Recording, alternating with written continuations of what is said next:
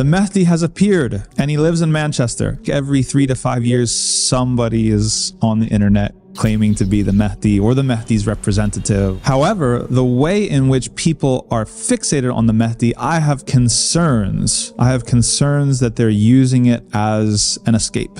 I have concerns that they really want to, rather than do the work, okay, Palestine is occupied, Muslims are getting slaughtered in Sudan, in East Turkestan, in Myanmar, across the world. Wouldn't it be convenient if we just say, oh, the Mahdi's going to come and fix everything? You're not waiting for a figure that's going to revive the ummah. You see yourself as part of a group of revivers, bi'idhnillahi ta'ala. And the Mahdi is a continuation of Mahdiyin. Mahdis. Prophet ﷺ called them al-Khulafa, al-Rashideen, al-Mahdiyin, the guided, righteous Khulafa.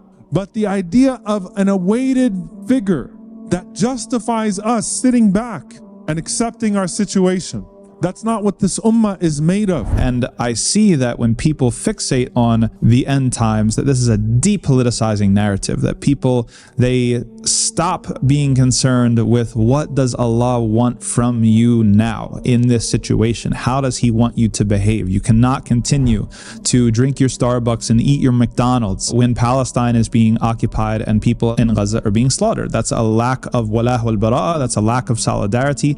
That is crossing a line, and you're going to be asked about it on the day of judgment. When we move just to the eschatological, we're just talking about the end times and the signs and the Mahdi. It's almost like an opiate, right? That we can just take stock in the fact that, you know, the Mahdi is going to sort everything out. So I would express extreme caution, and I would tell everybody that yes, eschatology is important.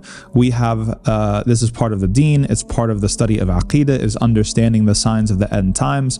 But there are some people that obsess about it, so that everything that happens, they're only thinking about, does that mean the Mahdi's here? Does that mean the Mahdi's about to come? Where is he going to come? What's he going to look like? Is he going to run fundraisers on YouTube? First of all, let's be clear, eschatologically, right, talking about the end times, that we have not yet experienced any of the major signs of the end times. We have experienced minor signs, and that's typical. Like, there were minor signs that occurred at the time of the Prophet sallallahu alaihi wasallam.